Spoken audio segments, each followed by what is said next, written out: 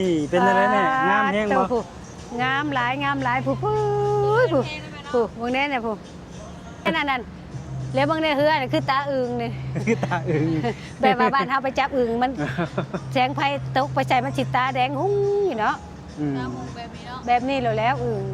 คือหยังนกกระจอกเทพนกกระจอกเทพบ่นี่นะแม่นเลย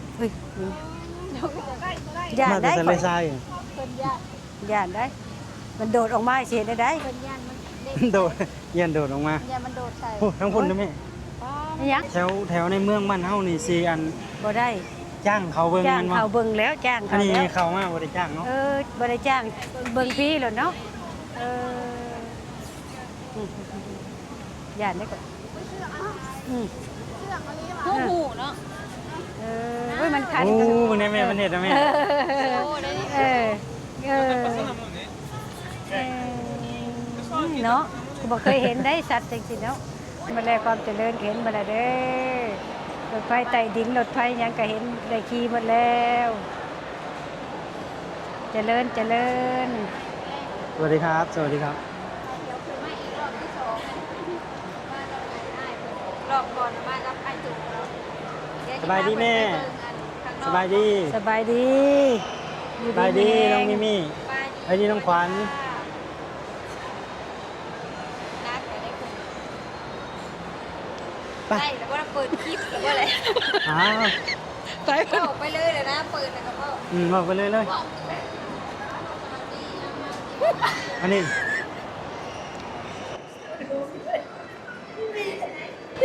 จักไปอันนี้เขาอยู่สั้น4ได้ไหม ชั้น4บ่นี่นะ สยาม ท่านสิ แต่ข้างหน้ามันจะมีสวนนี่ คือมีสวน ไฟ มัน ฟ้า นี่บ่มีสวนนี่บ่นี่นะ เอาตัวเดียวขึ้นไปนะมันเป็นทางสั้นจิต ชั้นเจ็ด ตอนนี้มันมีสวนเนาะสวนอยู่กลาง สวนลอยฟ้าอีกได้ไหม นี่บ่สวนลอยผ้านี่บ่ นี่แม่เคยไปเบิ่งแล้วเทื่อหนึง บ่ อยู่อันนั้น แต่ถึงกับบ่ได้มาใกล้จังซี่ได้ บ่ได้เข้ามาแบบ บ่ นี้ ได้บ่ได้เข้ามาอันบ่ได้มาคุ้งทางซี่ได้ บ่ได้เข้ามาแบบนี้ บ่ได้บ่ได้ว่าได้แบบนี้ได้ แล้วเห็นซื่อๆเนาะ อันนี้เป็นร้านขายโทรศัพท์ได้ไหม ติโอ้ ขายโทรศัพท์ไอโฟน เพิ่นคือปลูกต้นไม้ไว้เนาะลูก เนี่ยอยู่ได้ก็มีต้นไม้ เป็นธรรมชาติ เอออุ้ยอยู่ไสนี่ประทับใจ ออกมาเลยรู้สึกอากาศแตกต่าง นั่นเบิ่งในต้นไม้ก็มีดอกไผ่ซำแมงหิงสบายดีนี่สวย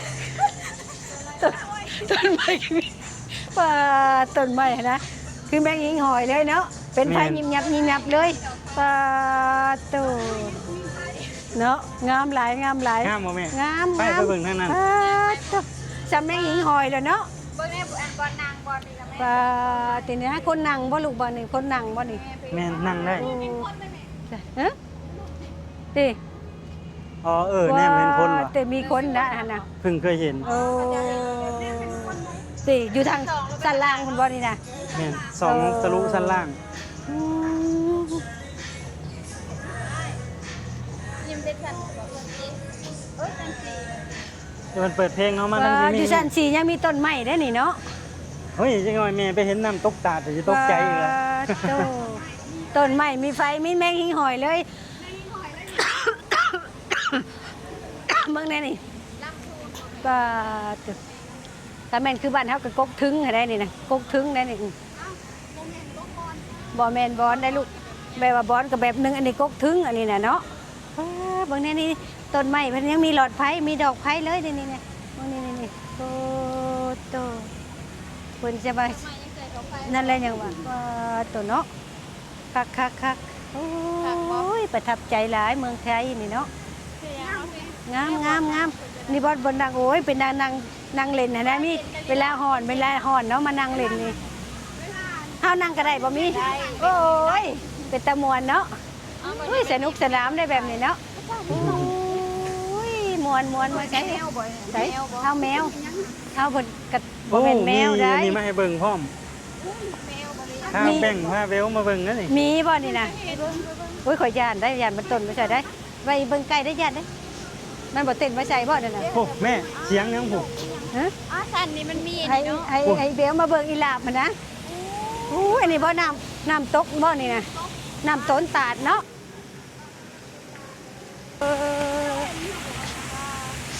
บ่า คนละสั้นตัวนี้สั้นสี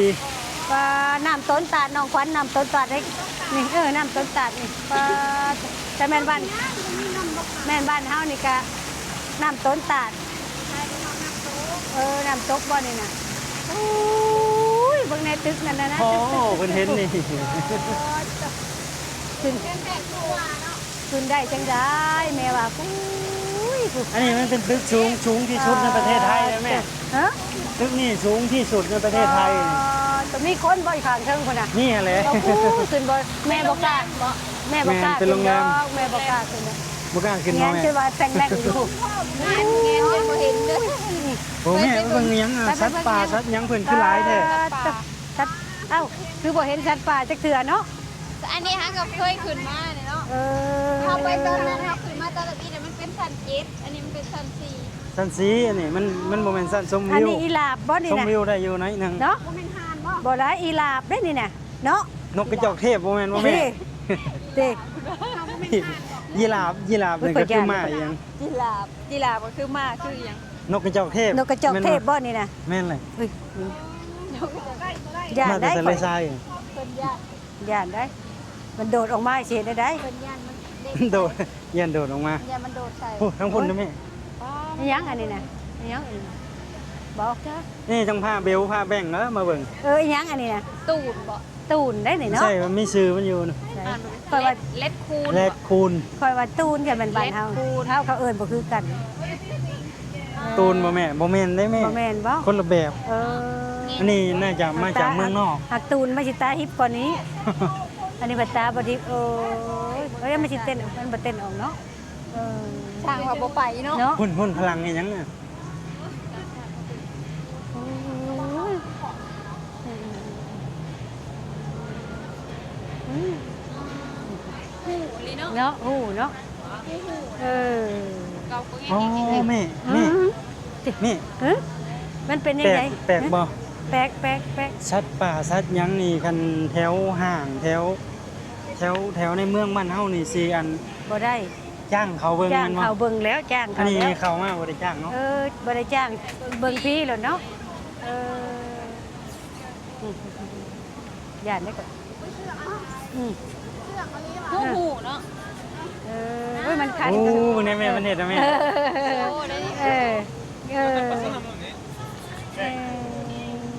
เนาะกูบ่เคยเห็นได้สัตว์จริงๆเนาะ โอเคน้อยนั่น จากความมัน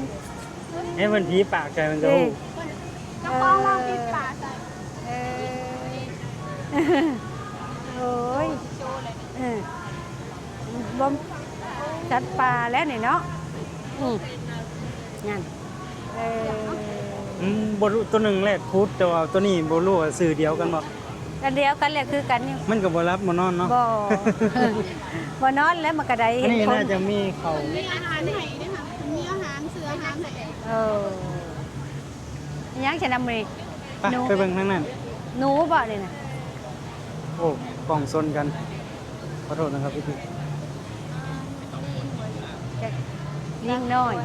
เจ้านายให้นำ ตัวน้อยๆก็มีลิงน้อยก็มี ลิงได้นี่เนาะ มันบ่แม่นลิงเด้น่ะ ลิง ลิงไม่ลิงสิมีเต่าก็มี มันมีชื่อมันอยู่ถ้าต้องการเบิ่งชื่อมัน มาพี่ อ๋อ มา อันนั้นมันขายอาหารให้มัน เออ ต้องซื้อแล้วก็ไปให้มัน นกกระจอกเทศ นกกระจอกเทศ แต่ตายามันเต้นออกมาเนาะ ถ้าจะมีจดบ่ได้มันต้องแบบนี้ ก้อนคักคืนม แบ่แบ่แบ่ แบ่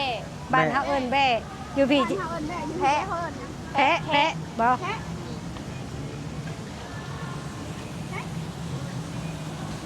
ลิงให้ได้ลิงเดี๋ยวไว้ให้เบลไปเบิ่งเด้อเนาะแต่จัดไปจัดมา เปิดหัว เออ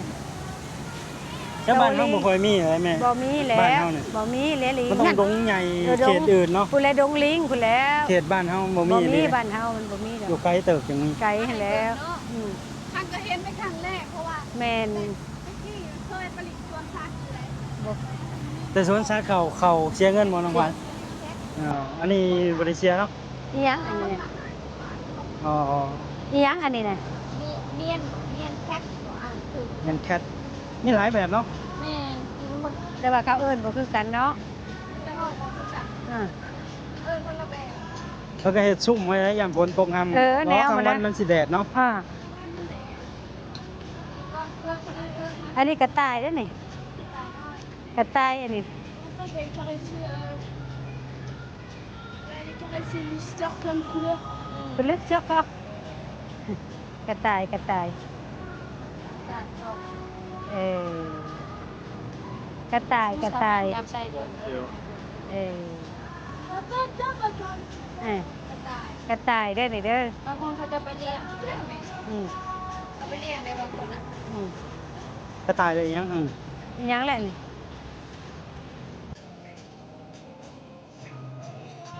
อิหยังอันนี้หมู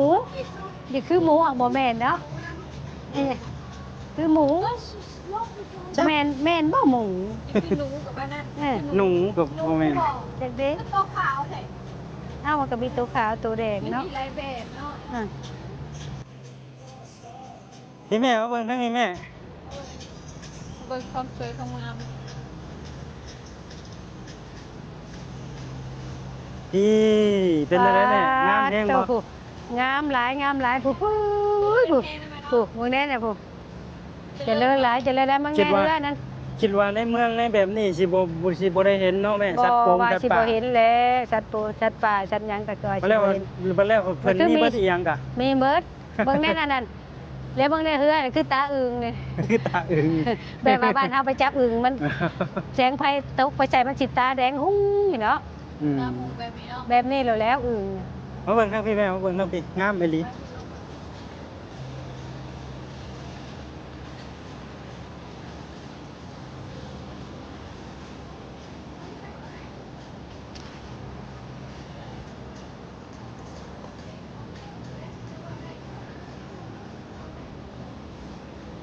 ว้าเบิ่งในเรือนั่นเฮ้ยโอ้ แนมเบิ่งขึ้นน้อยๆอะมันบ่ได้น้อยนะแม่นะ มันบักใหญ่บ่เฮือน่ะ ป้า400-500 คน ตัวเป็นตะมวนสนุกสนานขนาดเบิ่งเขาเจ้าน่ะเนาะตัวประเทศไทยเอ้ยประทับใจหลายก็อึดแนวเบิ่งแนวชมเนาะผู้ ตึก เจ แต่ ริญ ตึก เจริญ เพิ่นนี่ต้องขึ้นไปชั้นนั้นแม่ ชั้นใด แนมข้างหลังถ้าอยากเบิ่งตึกเพิ่นต้องขึ้นไปอีกชั้นหนึง ผู้ถึงผู้ ต้องขึ้นไปอีก แม่ ชั้น น หกชั้นเจ็ดอยู่แล้วเบิ่งปูตึก ตึก นะ สูงเนาะผู้ตึกน่ะผู้เบิ่งในภัยเขาเจ้าหุ้ง ยิบยับยิบยับ อืม เบิ่ง ไป มีแต่นักท่องเที่ยวได้ตาม ปลาเต่าเนาะเอ้ย มีแต่เรือใหญ่ๆงามๆ ไปหมดคืนก็ไปเนาะ บอกกันเลยเนาะแม่เนาะบอกว่าใครเพิ่น ปลาตัวใช้น้องขวัญเอ้ยบัดทางลง นี่สิรบกวนเพิ่น ทางลงคือมางามแต่นี่นะเขาเจ้าเฮ็ดนี่นะเนาะ ลงไปได้บ่ ลงไปอีกก็ได้ จบแต่แท้ๆว่านี่นะนี่นะเขาคือเฮ็ดงามแต่นี่นะนี่ทางลงนี่เนาะ จับมาแค้นแม่ดีกว่า บ่ได้อยู่ปลาจบนี่บ่นี่ปลาตบนี่ เดี๋ยวอีกคลิปหนึงสิพาขึ้นเทิง ปลา ถ้า ตบ เบิ่งคลิปนี้ก่อนยังแม่นี่เจ้าว่ะอ๋อแต่เนาะ อีหยังอันนี้เนาะเขา ยังบ่เคยเห็นคือกัน บ่ เลย เคยเห็นเขาเห็นจะเป็นเขาเห็นจบเห็นงามเนาะคือแก้วได้นี่นะเนาะคือแก้ว จับได้ไหม บ่จับดอก ก็คือเกตพญานาค อันนี้เพิ่นเห็นสัญลักษณ์วันอรุณนี่ เต้ค่ะพระเจ้าเห็นงามเนาะ วัดอรุณหรือวัดภูเขาทองน่ะ พระเจ้าเห็นจบเห็นงามแต่แท้ วัดภูเขาทองจ้ะ แล้วผู้ บ่แม่นวัดภูเขาทองก็จักวัดอยู่ได้ จับ เห็นอันเป็น จับลายไปเลยเนาะเห็ดจบเห็ดดีเร็วๆเนาะเพิ่นเห็ดน่ะเนาะจะแม่นว่าจบเป็นงามเนาะเอ้ยโอ้ป้านมีคนอีกนะจะขังลางน่ะเนาะ มีเลย อืม แต่อันนี้ก็จะลงเรือไปเลย เออ เดี๋ยวเขาจะมา อืม โอ้ เต็มเลยได้ไหม เรือเพิ่นมีแต่ลำใหญ่ๆเนาะสวนไปสวนมาคักอีหลี เบิ่งได้เฮือนั่นเบิ่งนั่นนั่นป้าแต่สามันแสงสีไผแสงสีโลดเบิ่งนั่นน่ะหุ่งป้างาม แต่ละร้านมีแต่ละ ตัวพระเจ้า เจ้าสะออนบ่ เจ้าหลายจะเดินหลาย เก็บเงินก่อน เก็บเงินก่อนสิพาแม่ไปจักครั้งหนึง ถึงเลขรางวัลที่1ก่อนที่16นี่ก่อน กดไปนำเลยเด้อ เออถึงเลขได้วันที่16นี่ถึงแล้วมาเที่ยวแล้วก็กลับบ้านอีกแล้วบัดนี้ หมายถึงว่าวันที่1ว่า ถึงแล้ววันที่1ก็มาเที่ยว มาเที่ยวแล้วก็สิกลับบ้านแล้วบัดนี้ ย่านพันกว่าบาทนั่นแหละ เมื่อทำนา ำลัง แล้วบัด มาทางพี่ ลงได้ มาควันมา ยังบ่หมด อืมเกิดเหตุจบเหตุงาม ได้เคยขึ้นมา เออบ่ได้มีก็บ่ได้เคยจะมาจักเทื่อคือมีแต่ถ้าอยากเห็นครูแบบต้องขึ้นไปสั่ง ปาตัวเนาะเป็นสั่งจะเป็นข้างจบสั่งงามนะสวยงามโอ้ยนี่แน่นี่ปาตัวเนาะมาเห็นจักสีประทับใจหลายนี่มวนหลายปาดขนาดนี่ปาว าดลวดลายแต่ละอย่าง ลวดลายงามลิ้นกระเจ้าเห็น มันมืดเนาะมันต้องมากลางวันนี่ สร้างคักเนาะสร้างคักสร้างงามสร้างจบสร้างดีเลยบางแน่ๆแบบสร้างแบบให้คนอยากมาเบิ่งมาแยงมาชมแล้วเนาะนี่มา โอ้ เบิ่ง โห ไหม ไปยืนเนาะ ตะผู้ยังมีโทรทัศน์บ่ว่าแบบเอาแบบอยู่เทิงผู้ สัตว์ไม่ใช้ทุ่ง ทุ่งบ่นั่นน่ะ เขาจะเอาไผ่ใส่เลยก็เป็น เออ ทุ่งศาสตร์ไทย มืดเนาะมืดประมาณทางนี้ ศาสตร์ไทยประจำศาสตร์ได้คือศาสตร์บ้านเฮาก็เป็นทุ่งลาว เออ ปีก็เป็นทุ่งอันนั้นก็ทุ่งได้แอนตัวเป็น ใจ ตึกอะเป็นไผ่ ตีปา นี่ เาะ แม่จะไปยืนนี่ เอ้อ ไปสิพาจบคลิป ปา